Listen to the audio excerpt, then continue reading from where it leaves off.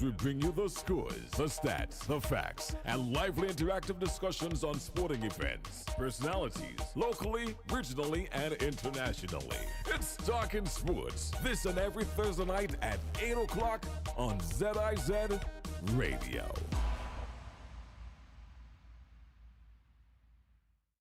Get ready to your Tuesday nights with a show that's as educational as it is entertaining. Welcome to Pleasure Pulse, your weekly guide to the world of sex education. Join Roma every Tuesday night from 8 to 9 p.m. exclusively on ZIZ Radio 96.1 FM. It's the perfect way to spice up your midweek routine and get answers to all your burning questions. Whether you're looking for relationship advice or curious about the art of intimacy, Roma's got you covered. Pleasure Pulse, every Tuesday night from 8 to 9 p.m. Only on ZIZ Radio 96.1 FM. Don't miss out. Your sex education journey starts this Tuesday with Roma as your guide.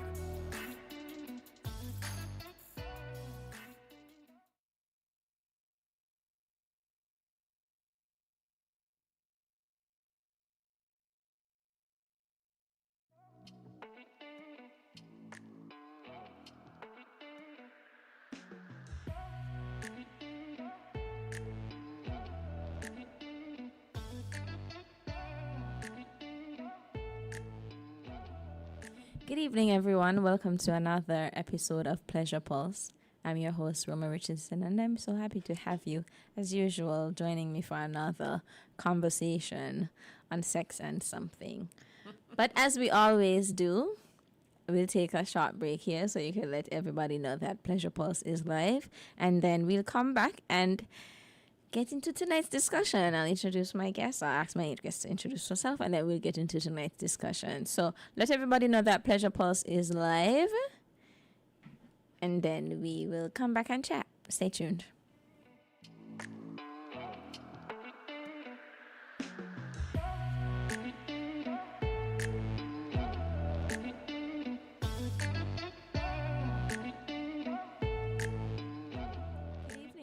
And welcome back to Pleasure Pulse.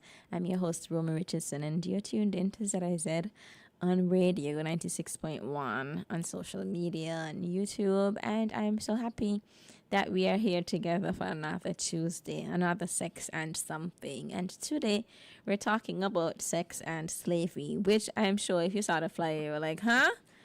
And my guest here this is our second time here.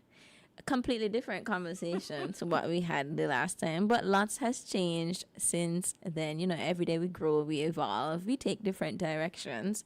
So I'll just turn it over to my guest for her to introduce herself, and then you might get a sense of, oh, that's what I meant when I said sex and slavery. Yes, good evening, everyone. My name is Carla Astafan, and I am the chair of the St. Kitts Nevis National Reparations Committee. Just recently completed Masters in Reparatory Justice at the University of Glasgow in Scotland.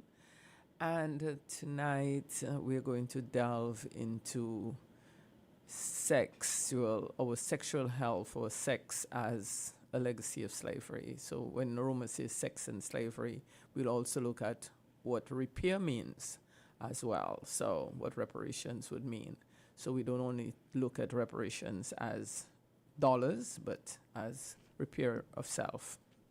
Thank you. That's a good way to sum up what it is we'll be talking about today, and to clarify as well, because sometimes we hear that we think about trafficking, which, chattel slavery, the transatlantic slave trade was, but in a different kind of way. So let's just start with an overview of this conversation. Just generally, you shared one of your school essays, I believe it was, essays with me, and I've come across a few pieces of writing, articles, books that discuss, chronicle people's sexual lives, but especially that gender dimension of the transatlantic slave trade. people's sexuality, pregnancy, and reproduction, a huge part central to maintaining the institution of slavery. So, yeah, give me an overview of what we might be talking about when we think about sex and slavery. Well, I would say that from the very capture of Africans in Africa to the trafficking of these humans across the Atlantic to being sold into slavery here, sex was not pleasure, it was rape. Okay, it was a system of control. So sex was used as control, and it was a means of exploitation. So I recall as a young girl reading, about and things that happened. I would read, I can't remember the authors now, but a lot of times you read about it may have been Roots, it may have been, and you see where from the very capture that some women try to protect younger ones on the ship, on the packed in the slave ships, they try to protect because those who captured had no sense of, they just saw our ancestors as commodity, as nothing, right? And that they could use at will. So, sometimes you're in that and you're reading about it and you know that there was no savior for them. In so many instances you see that. So enslaved women especially, they were very, very vulnerable to sexual exploitation, to sexual violence, to the abuse. They got it from those who captured them, those who were on the ships, those who enslaved them, from the overseers, from white men as well, who may have been part of the plantation life. In addition, I think you may have read in my thing, they were also forced to be with black men in that way. So there was it wasn't like we say, oh, today we are saying we're in love and we haven't. They were forced. So I can recall in that piece that I wrote about, I believe it was Robert Cunningham, who would have one man be with about 10 different women on his plantation, different cultures, forcing them to, so he was that main person because the fact is, what they wanted was to continue making more enslaved beings, people, right? So that was part of it. So sexual exploitation had an economic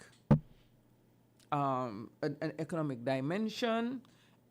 In so many of these colonies, like St. Kitts, children of enslaved women inherited the status of the mother, so they became enslaved. So whether it was a white man or a black man, the fact that you had a child, you were an enslaved person, okay?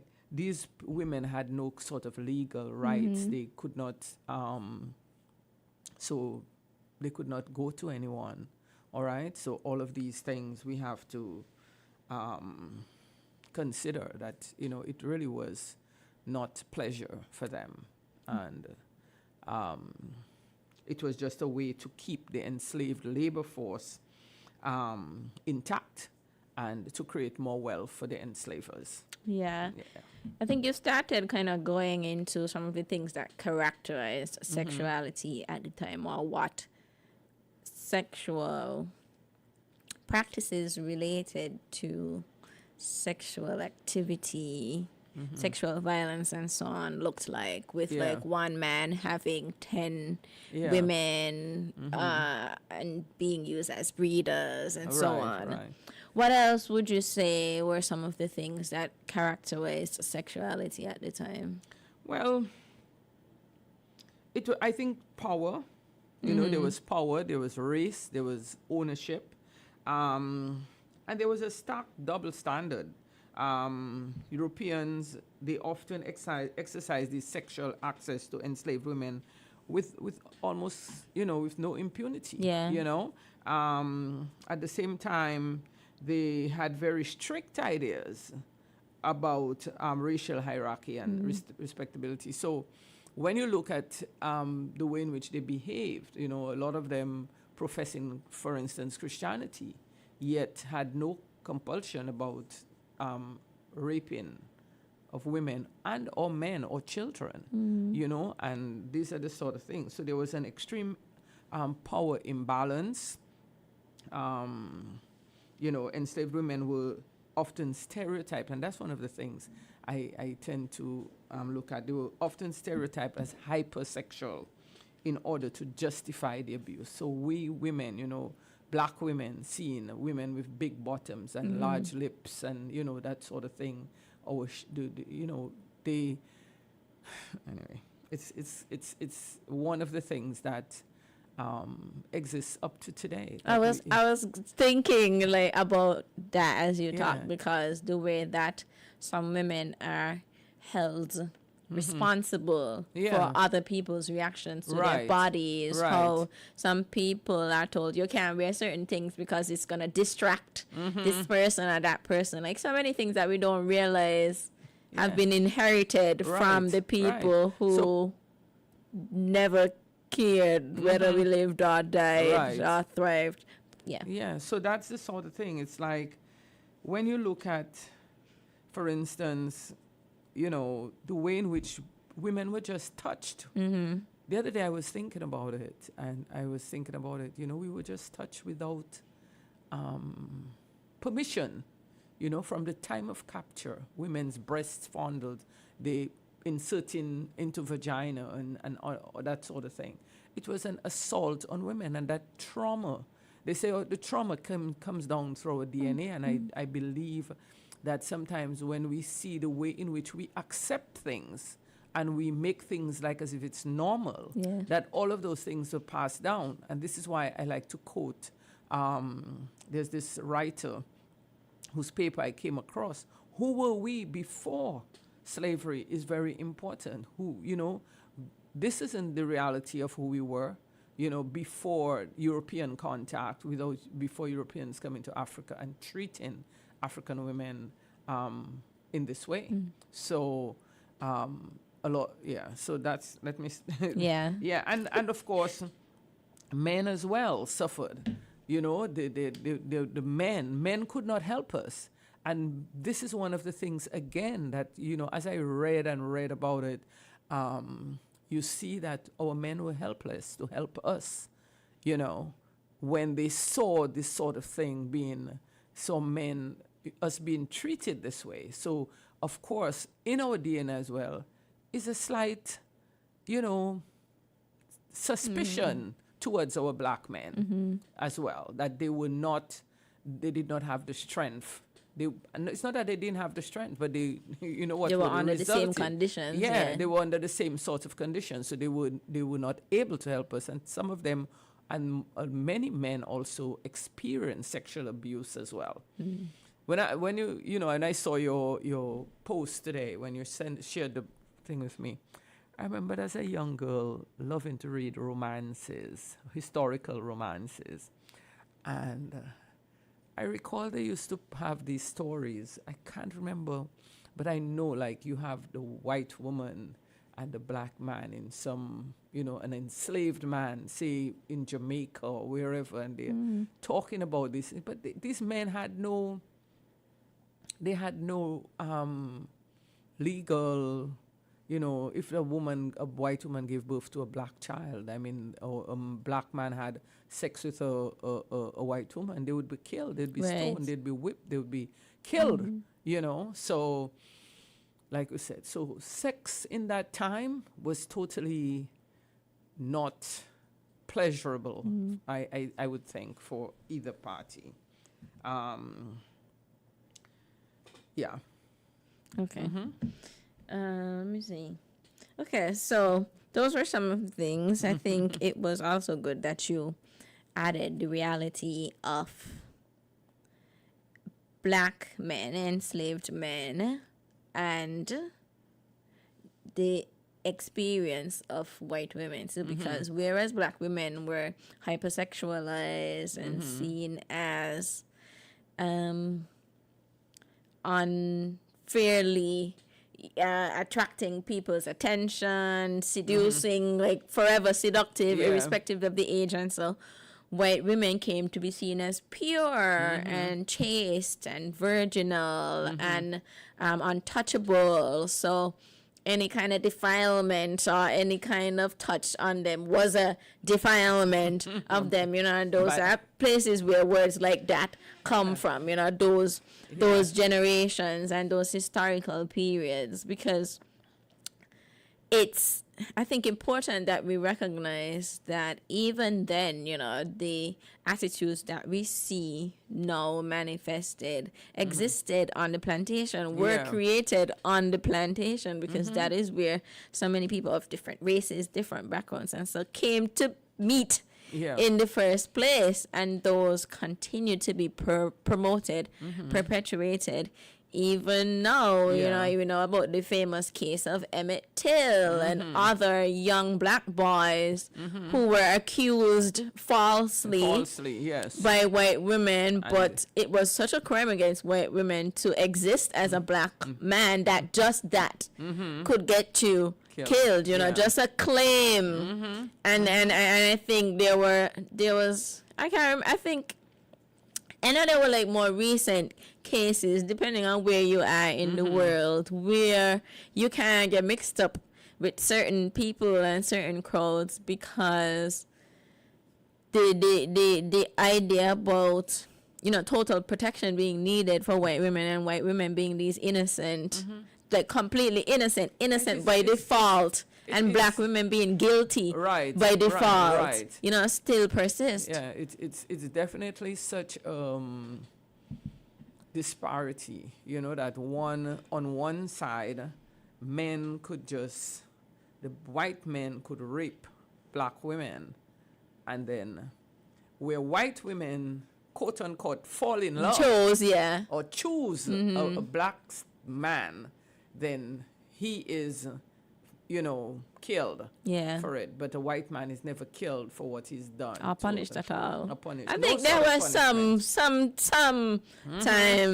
Well, like, that would have been very rarely, And so probably in the latter parts of so it's really, so I mean, at the same time that we recognize that,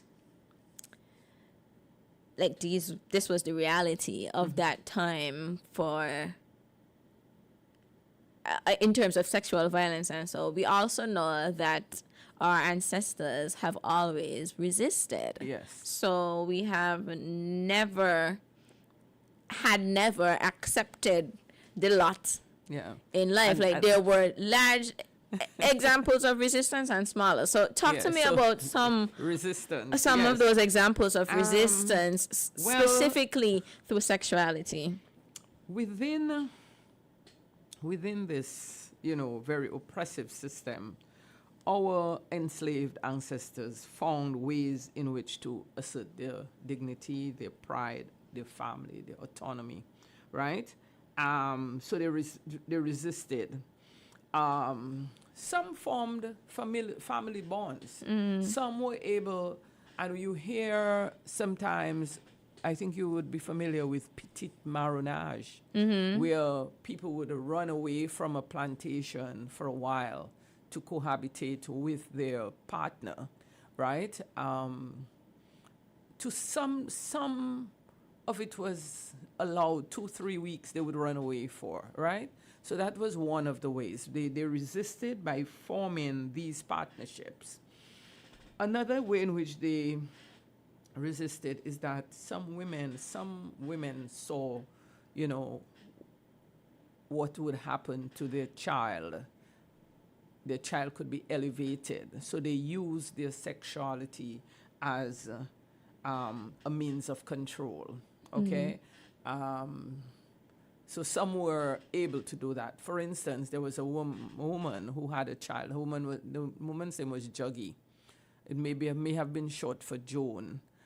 She was an enslaved woman here in St. Kitts. She had a child with, I pulled it up a little while ago. She had a child with this man, her son was Nathaniel Wells.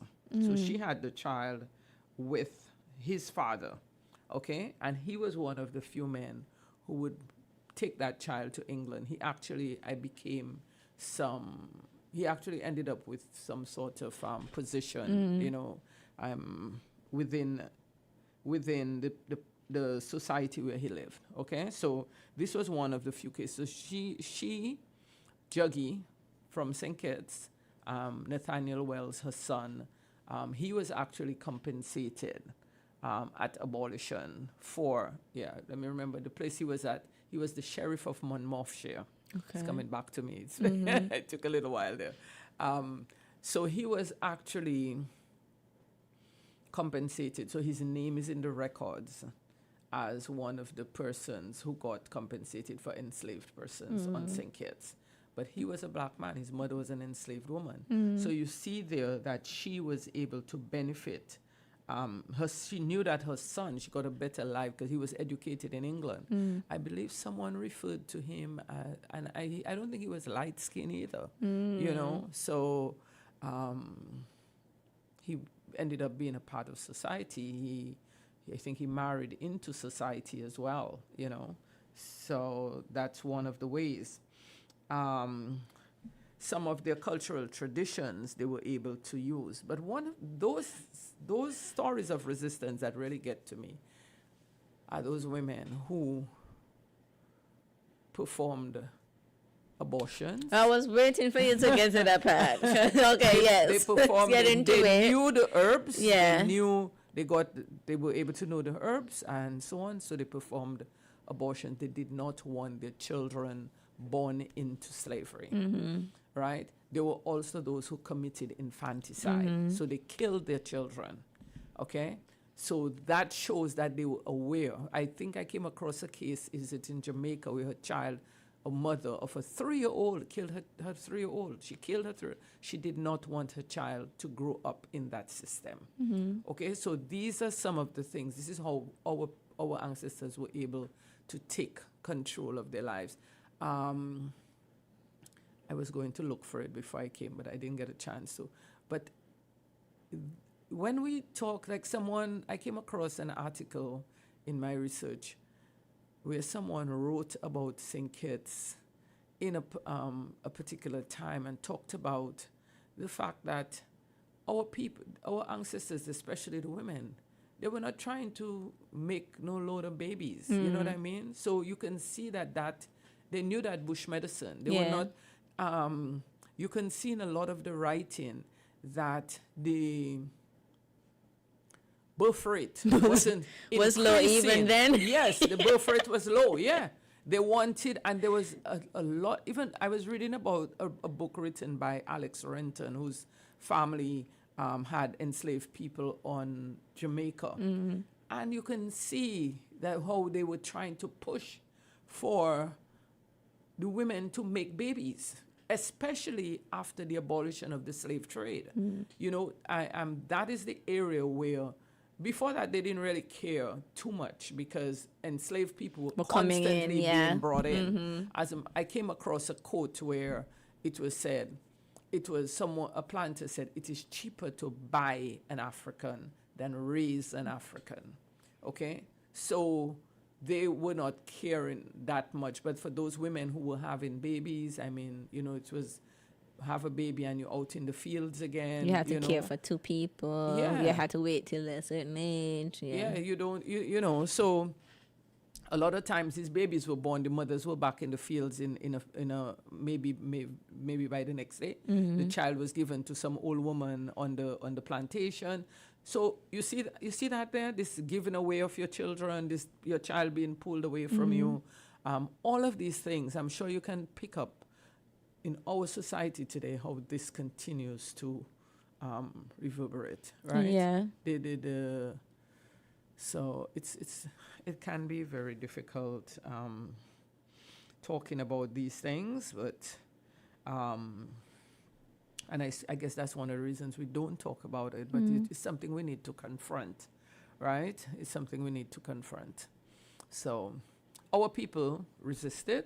We've survived today. We do not know how our forefathers survived. When you think about what was going on at the time, we have to give thanks that we have survived to this point, but we also need to acknowledge that the treatment over hundreds of years of our ancestors, both male and female, resulted in traumas that are still continuing today and show itself in the way in which we behave. So while it is, yes, there was resistance,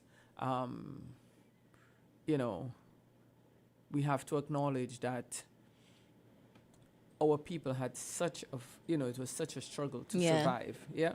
Yeah.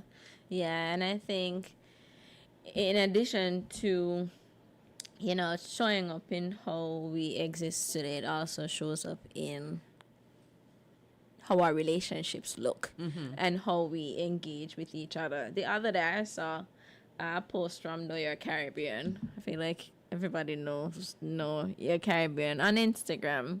Oh, Know Your Caribbean, yes. Fiona Compton. Fiona, I've met her. She and I hung out, And it was about how slavery affected Caribbean family life, and some of them were relationship mashups, so the destruction of the loving relationship, marriage not legally being recognized among enslaved people because they were considered property who couldn't enter into contracts themselves, which led to a system where a father might be owned by one planter or enslave and his wife and children by another. So instability became the norm of those families, and trying to have a stable or normal, looking family life I think they was alluded impossible. to the fact that we have such a high incidence of single parents. Yes, so that was one of them, the rise of the single mother. So, and that, let's stick a pin there, because that was one of the things this writer wrote about. The women did not really want to be married.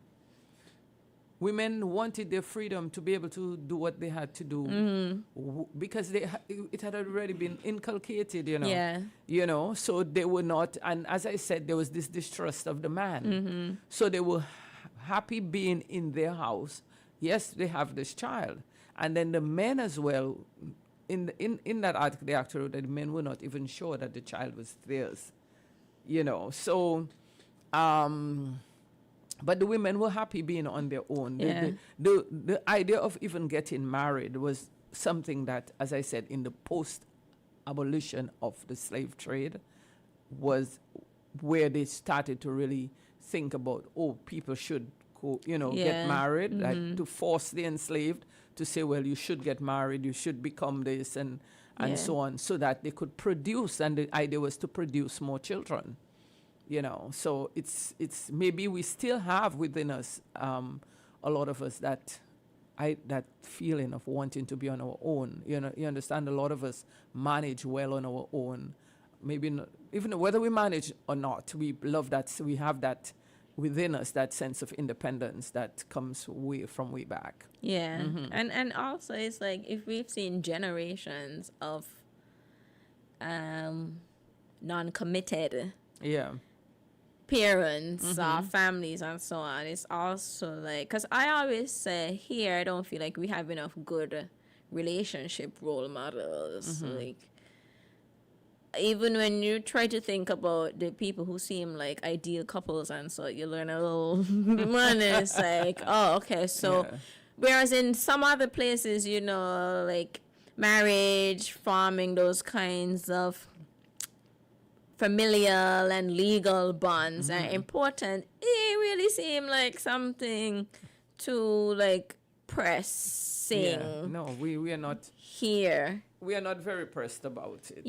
In the Caribbean, and that's one of the things that Repair Camp, when actually he sent it to me, when I saw it, I spoke to the Repair Campaign, because I've been working with them quite a bit.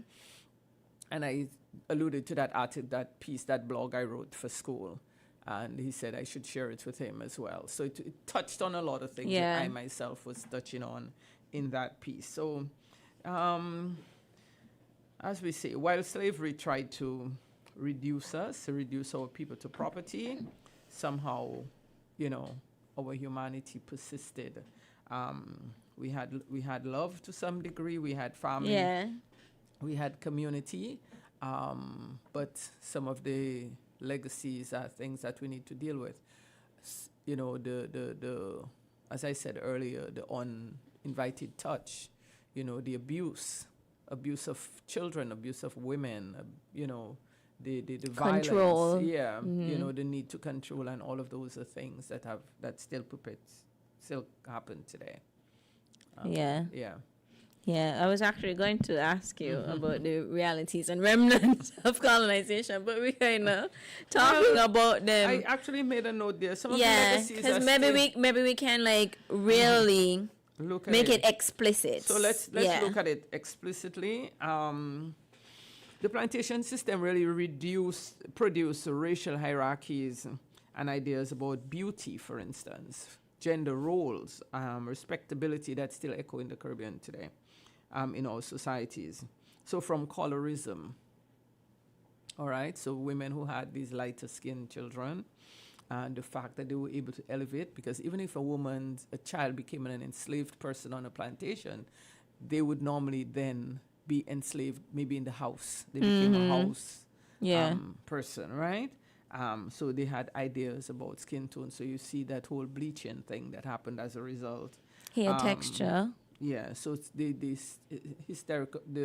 historical stereotypes about black sexuality still continues today. You know, big bottoms, and well, although now what's happening now as a result of it, you have all sorts of people Who white want and black big want bottom, big bottoms, yeah. because it's still, you know, given that it comes from that, right? The gender inequalities that are rooted in colonial power structures. So male, female. Someone asked me yesterday on the train, actually, are men and women equal here in St. Kitts? Meaning, you know, do they get higher pay for the same work that women do? I really had never even, I haven't consciously thought of it. I'm not sure, but I believe that we have a certain amount of equality here. Yeah. I've never really heard, growing up, you know, here in the Caribbean, of that sort of Pay disparity. inequality, Yeah, right? yeah, But I would say inequality. though that even though there's not pay inequality, and it helps to have things like a standard minimum wage and those kinds of things where Right. you can't really work around them to pay Right. people differently. But I wouldn't be surprised if, and that's the importance of research, you go into some organizations and you see some men who out earn women for similar or the same positions, same types of work, and then men generally tend to occupy positions or tend to be in professions that make a bit more money Right. than Women. professions Yeah. that women tend to dominate. True. So it's not like, you know, women earn this 68 cents to a man's dollar necessarily here, but if Yeah. you get into it, you can find some differences in people's take-home pay. So there are also some cultural patterns around masculinity, fatherhood, and family that some scholars trace back to the disruptions of slavery. And I think we alluded to that, when families were frequently separated, and stability was also constantly threatened as a result. So as we, you know, I'm not sure whether our dynamic here in the Caribbean is the same as in America. For instance, today I was reading a historical piece about a man whose mother had him with an enslaver, and she was seen to be such a troublemaker. I mean, she's been raped, and she has this child, but she's seen as a troublemaker. And so they sell her, along with the child, who's only like 1 month old, off to, and she had to make that trek all the way to Texas. This man survived, and he was able to have an interview in 1935. So he was able to tell his story, you know, so he kept talking, and he talked about what it is he went through in his life. The first 13 years of his life, he lived as an enslaved person, right? So you see where he, would have grown up without a father. His mother, is the only one who would have looked after him, all right? And so these are the things. When people are sold away, so many families were broken up during slavery. In here in the islands, if people, there was resistance of any kind, they were taken away, So all of these, we don't know. We could be related to someone all the way in the U.S., in some other part of the world. We don't know. Yeah. Right? So there was this. Yeah, I think just to add, just like how they would punish an enslaved person by selling their child to another. So it's like you want to get to the parents, but you go where it will hurt them. Yeah. So sometimes it wasn't even that you send the two of them together so they could go be a family somewhere else. Sometimes you intentionally disconnect. So we really were just breeders. You just produce an offspring that belongs to an enslaver, but not to you, and there's no intention that you will form any connection. Sometimes I think if they see you getting too close and too connected, then they will be like, no, because this is about work, this is about productivity. And I assure that a lot of times you hear people talk about, Caribbean women don't say I love you, Caribbean women don't hug, Caribbean women don't do this, don't do that, in terms of, as compared with, say, white women or some other European cultures. Because as this woman who I listened to, Esther Phillips, she's poet laureate out of Barbados, and she actually, in her poem, is speaking as an enslaved woman with a child. And she's saying, I burn your hand so that when, you get I can find. or so whatever, all of what she's treating her child with is to brace them for what is to come. When they take you away from me, this is what you're going to be going through. You understand? So that also sounds familiar. Yeah. We have ways that we discipline and punish our children that are very abusive, that we don't connect to enslavement. And the justification for it is, I'm trying to keep you safe. I'm trying to protect you from the world that exists. So let you have the harshness in here. So you're prepared for the harshness out there. Yeah. That's it. We definitely,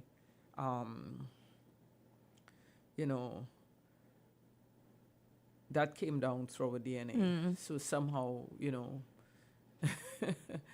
I recall both my daughters, were, and maybe my sons too, but I definitely remember my daughters wanting to snuggle and hug up and this sort of thing. And I would always be like, shrugging them off and this sort of thing. Sometimes I would really try my best for me to do this huggy thing and I'd say, why do you like to do like these white people that always do on TV? Just leave me alone now, please, But I remembered as a child wanting to hug my mother as well, and linking, and she would sometimes just so it's a little thing, it's a little thing. We don't, at the time, you're not really conscious of it. I know she would have shown love in other ways, but it's because as I'm thinking about it now, I see the way in which how things come down through, the ages, through the traumas that we went through, the way in which we regard relationships, for so many of us, like you were talking about, it's like we don't care to have a stable partner, we dismiss the person in our lives. And I've seen that in my own life. There are things, the way my attitude towards partnership. I prefer to be on my own. I just like, there's this. But then I grew up with a single mother. So that's that's what I knew. Although my mother grew up in a 2-parent household, she was a very strong woman, and she dealt with all of what she had to do.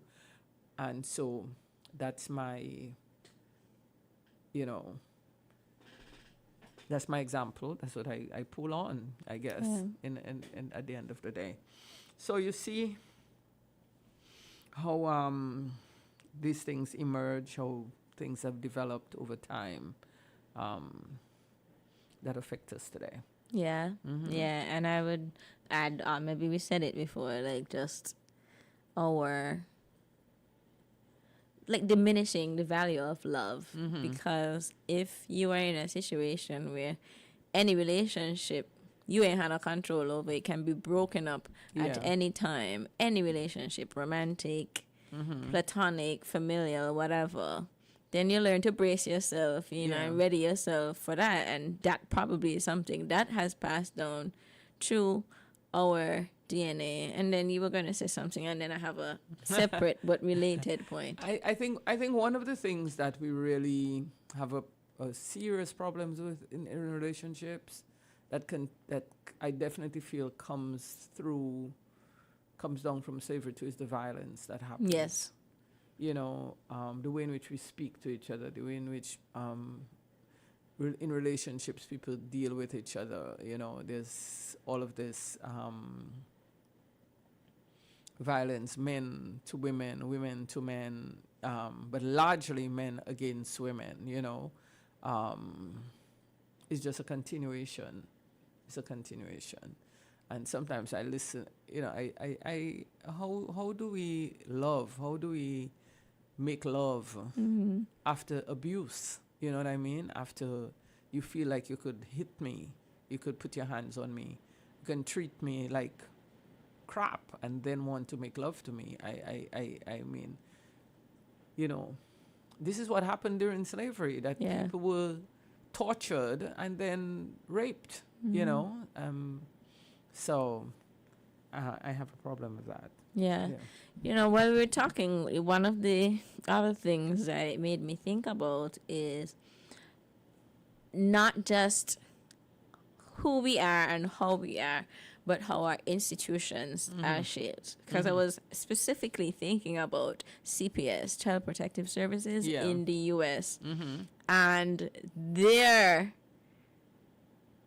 notoriety, or they're being notorious for snatching people's, sorry if anybody from CPS listening, but especially in Black and brown communities, where it's like, you know, your children get taken away, they become property of the state, and it is, the way at least it is portrayed, in always to do with the best situation for the child, but it is, you know, your home situation, no regard for, like, you might be going through a bad time or whatever it is, you know. They're sometimes, even if they don't intend to, but breaking up families as well. So CPS, just as we were talking, I was like, this sounds exactly like so it would be like so interesting to see how many of our other institutions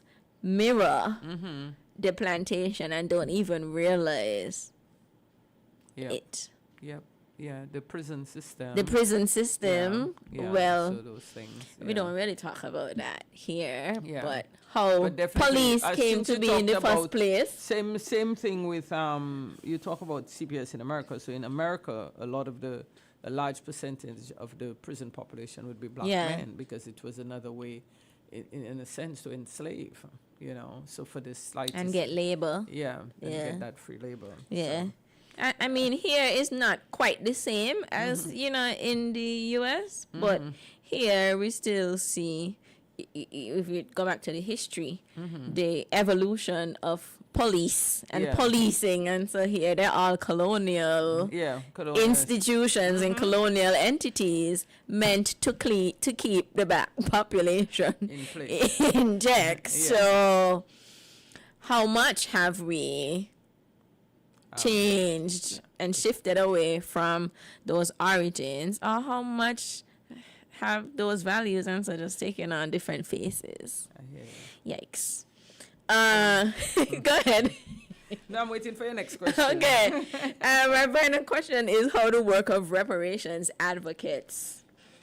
Okay. So How is the work of reparations advocates attempting to repair the sexual harms of slavery? Because of course, I don't know if you want to talk about the 10-point plan and reparations conversations, and so there have been lots of conversations, but they don't always talk about that gendered dimension. And well, I so, haven't read the revised CARICOM 10-point plan that's about to be approved. But what I'd say is that the CARICOM reparations movement, particularly through the CARICOM Reparations Commission, they recognize that slavery caused very deep social, psychological, and gendered harms. Reparations advocates are not only talking about financial compensation, they're also calling for historical truth and acknowledgement, educational programs that teach the full history of slavery. So this is what we are doing here, is talking about an aspect of slavery that we hardly ever talk about, the sexualities hardly ever spoken about. Public health and social programs, psychological repair for intergenerational trauma. The 10-point plan speaks to the apology, speaks to repatriation, it speaks to debt cancellation, in addition to all of these technological transfer and so on. And all of these have been expanded. So the gender roles, when we talk about reparations, we're really talking about repairing the long-term damage which was caused by systems that exploited the African bodies, which include sexuality, and it was done for profit. It was done for wealth, nothing else. So these harms mean confronting the past honestly and investing in the well-being and dignity of Caribbean people. So we want, to bring about some change. First to bring about that change, we have to talk about things like that. How are we going to change the way in which we do things? What are some of the programs that needs to be put in place to help us to regain some identity that was really true to us? Because maybe here and there we feel who we're supposed to be, but we ignore it because this is what we are used to. Because like I said, for instance, touch.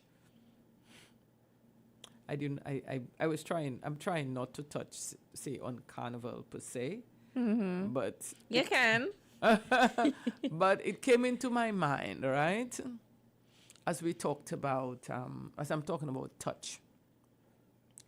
And I wonder, I look at some carnivals, and I notice in those carnivals, people are dancing, women, even in Brazil, that they're dancing without someone coming and say, uninvited touch. Like they perform in arenas and you see that, but here there's a lot, I guess maybe because of the jamming up or so on, people tend to be a lot of uninvited touch in my opinion. And the jamming up. And someone went to, I don't want to call her name, she's on TikTok, but maybe I can Fabiana.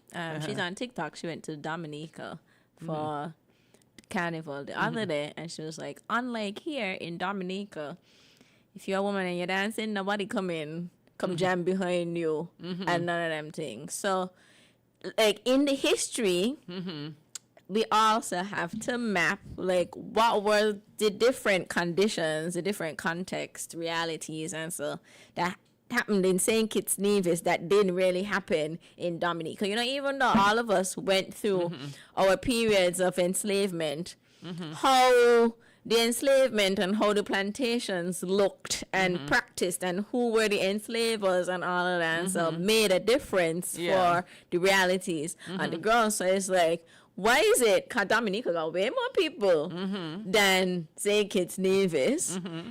And she was also saying the roads are also small, so in a space thing necessarily. So what is it in the culture that makes that difference?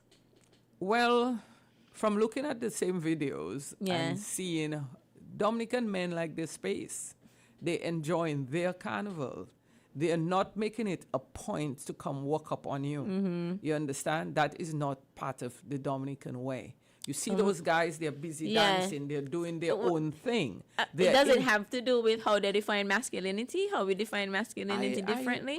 I don't know. It is just that they have their own vibe. Here, there's a lot of uninvited touch. Yeah, the vibe involves other people. Yeah. So, like this carnival, I was in the band last lap, and I'm looking at a young girl, most likely a visitor, in her costume, because last lap everybody jamming and she's there, and she's walking up the road, she's jamming in the band, and some man comes up behind her, and she tries to shift, but he's behind her, and her friends are trying to get him, and I know she's uncomfortable.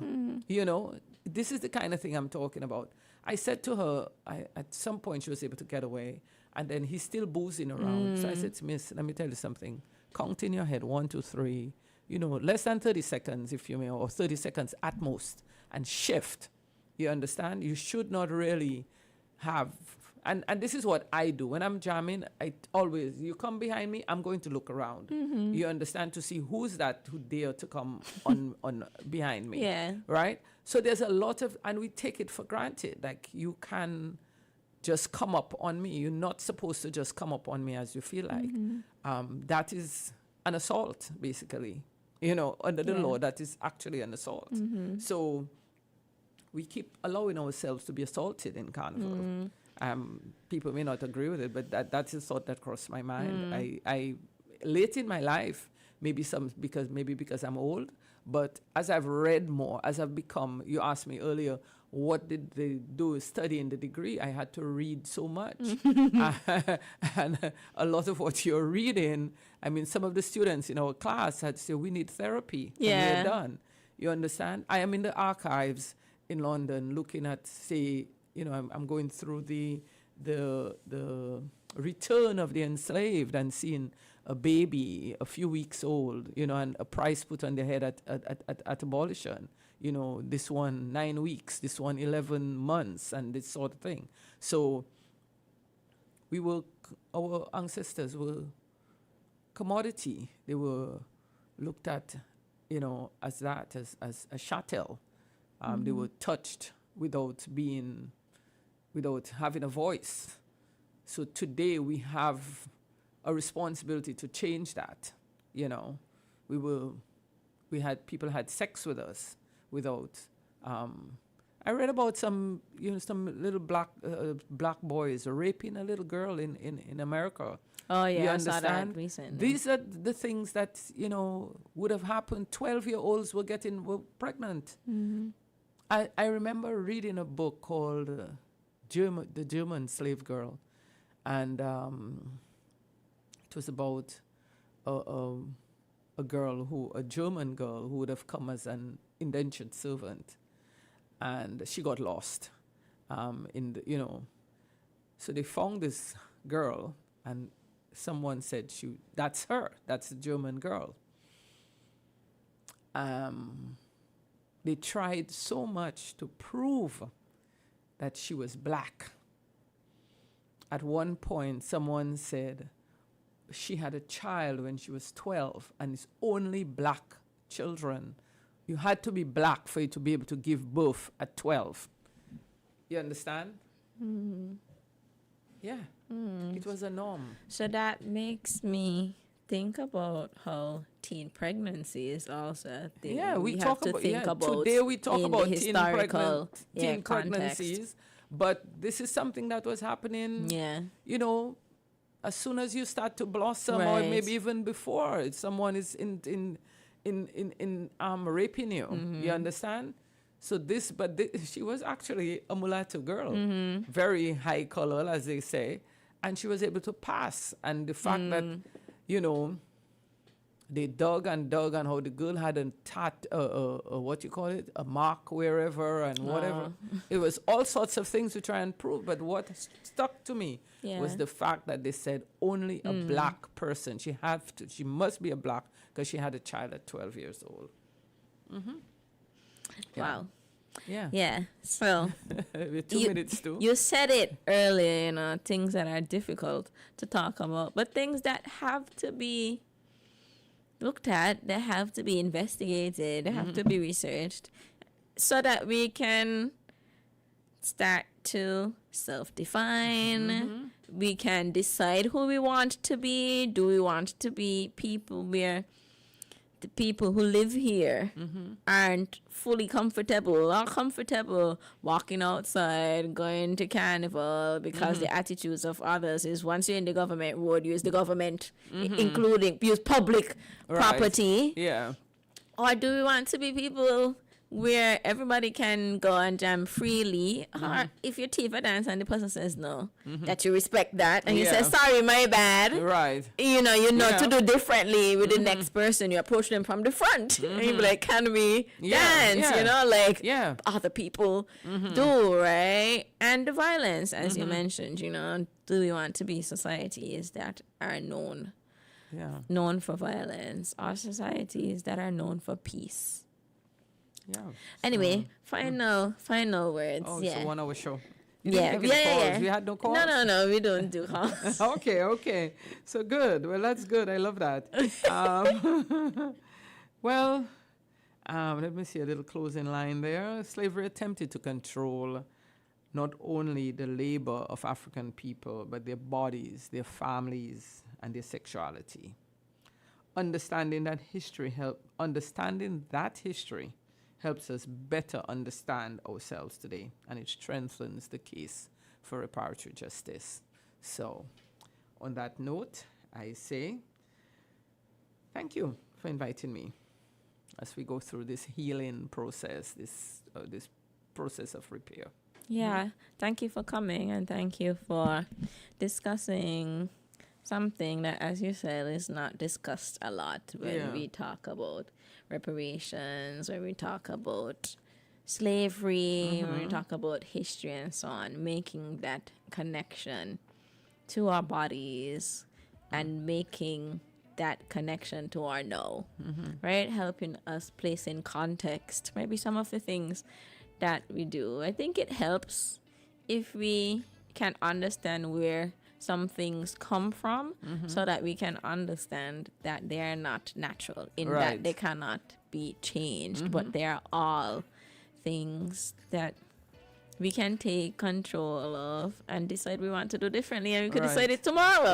Tonight. We could be like, you know what? Me don't want to do that anymore. I want to be a different person. We can't decide it. No, right? And lots of things will take institutional and legal change and so on, but there's lots that we can just start with in our little beds. While we're home in our couches, while we're in conversations with our partners. We could talk about how we talk to each other and say, maybe we might try something different, because there is, as you talk about reading and how much that exposes you to alternative ways of doing things, there are other ways. There are always other ways of doing the things that we do. So I hope this conversation has kind of, planted some seeds for further research and further conversation and further reflection. I hope so. And I hope that you take this information and do something. Do something with it. Sign the repair campaigns pledge, Reach out to Carla about the reparations committee here and the work that they're doing, and think about how we can repair those psychological harms that were caused. I said, as a matter of fact, I know we're going to continue on. Go ahead. During Black History Month, we talk a lot. We dress in African clothing. We want to hear a little bit. At that time, we are so focused.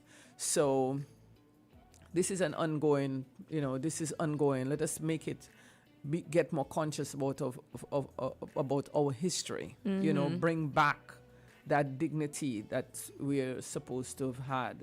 Had slavery not occurred, who would we have been? Think about it. They've put in our heads a lot about as if, Africans were these wild beings running around, but Africa was a whole culture. They had their own cultures which were destroyed when with the Europeans. And if they were so uncultured, why are so many of what they stole from us, sitting in museums all over the world, They're like our refusing art to and so return on. them. Yeah, so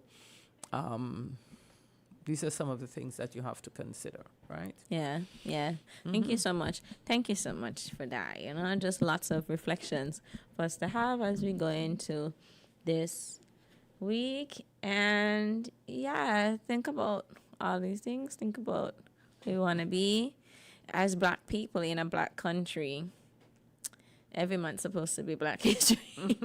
we are Black History. Yeah, yeah. We are Black History. We are Black people in a Black country, and we have to decide what that Black country looks like in the 21st century. Anyway, thank you all so much for joining us for this conversation. Share it with your friends, and you can always listen to it afterwards. Thank you so much to Carla for joining me for this discussion. And as usual, I'll wish you all a pleasurable evening, and I'll say good night here. Bye.